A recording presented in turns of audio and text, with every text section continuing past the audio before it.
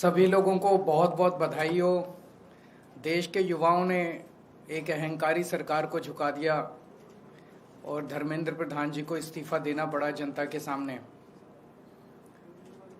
अब मेरी प्रधानमंत्री जी से निवेदन है कि लगे हाथों E20 का भी मामला सॉल्व कर दो। लोग बहुत ज़्यादा परेशान हैं, लोगों की गाड़ियां खराब हो रही हैं, माइलेज खराब हो रही है। तो इसीलिए प्रधानमंत्री जी से निवेदन है कि इससे पहले कि ये भी मुद्दा बड़ा बने, आप ही आगे बढ़ के इसको सॉल्व कर दो। तो इस दिशा में सभी लोगों को साथ लाने के लिए इस शनिवार को एक कार्यक्रम हम आयोजित कर रहे हैं, national town hall against E20। इसमें हमें उम्मीद है कि हजारों लोग पार्टिसिपेट करेंगे। ये सुबह 12 बजे शुरू होगा। जो लोग दिल्ली और आसपास के शहरों के लोग हैं जो फिजिकली आ सकते हैं वो कॉन्स्टिट्यूशन क्लब में पहुंचे, 11:30 बजे तक पहुंच जाएं। और जो लोग दिल्ली के बाहर के और फिजिकली नहीं आ सकते, ऐसे हमें उम्मीद है कि हजारों की संख्या में लोग ऑनलाइन जुड़ेंगे। ऑनलाइन जुड़ने के लिए एक फ़ोन नंबर है 8588833212, 8588833212। इस नंबर पे व्हाट्सएप कर दीजिए। हम शुक्रवार को शाम तक आपको एक लिंक भेज देंगे। आप अगले दिन सुबह 11:30 बजे के बाद किसी भी टाइम उस पर लिंक पे क्लिक करेंगे तो आप ऑनलाइन हमारे साथ जुड़ सकते हैं। इस टाउन हॉल में हमारी उम्मीद है कि हम इस इशू पे इंटरेस्ट रखने वाले सभी एक्सपर्ट्स को, सभी पीड़ितों को, जो लोग दुखी हैं इस मुद्दे से, जिनकी गाड़ियां खराब हो गई हैं, जो इस मुद्दे में इंटरेस्ट रखते हैं, एक्सपर्ट्स हैं, सब लोगों को एक प्लेटफॉर्म पे लाके सबको बोलने का मौका देंगे।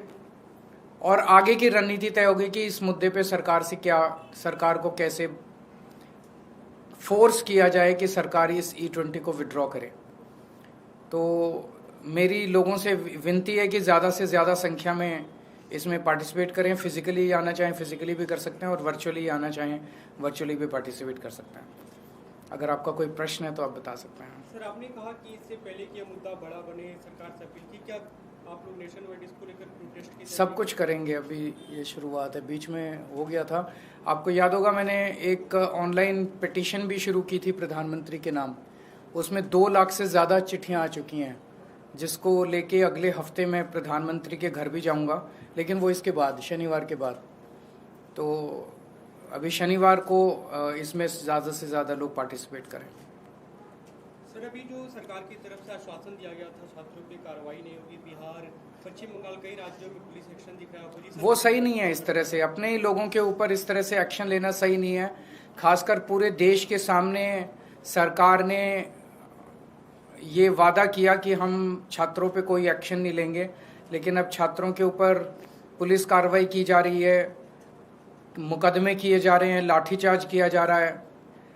तो इससे तो यही लगता है कि ये सरकार झूठी है, जो भी बोलती है अपने बात पे कायम नहीं रहती है। सर, आज संसद में बिल लाया जा रहा है, कड़े कानून बनाने की बात की जा रही है, 5 साल और 10 करोड़। प्रधानमंत्री के पिछले 4-5 साल के स्टेटमेंट्स उठा के देख लो, सोशल मीडिया पे खूब चल रहे हैं।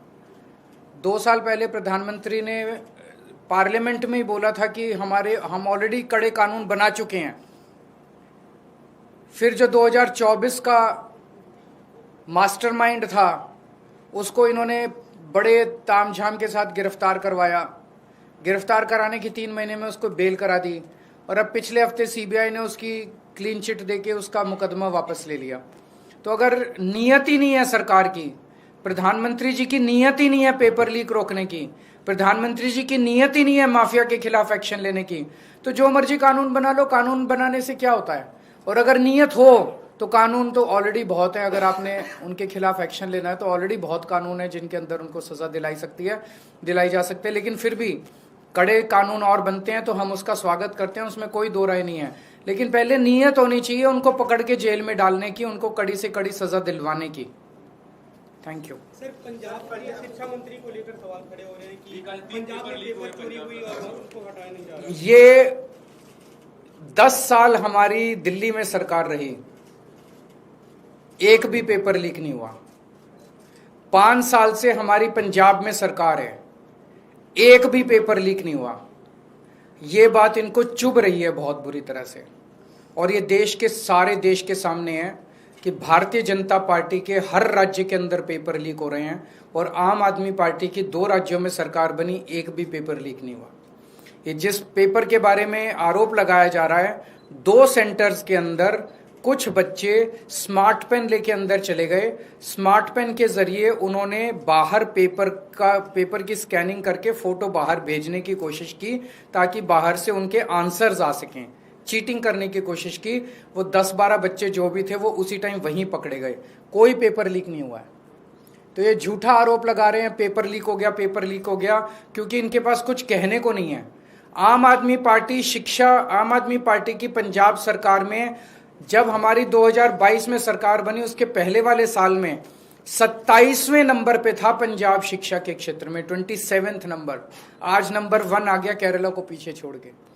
तो जो शानदार काम शिक्षा के क्षेत्र में हुआ है उसको कलंकित, उसके ऊपर गलत वो आरोप लगाने की कोशिश की जा रही है। पंजाब से जुड़े एक और सवाल है, संगरूर में बीजेपी ऑफिस पर पेट्रोल बम से हमला हुआ है, ये खबर सामने आई है। वो लोकल लेवल पे देख रहे होंगे, मुझे इसका खास आइडिया नहीं है। Thank you.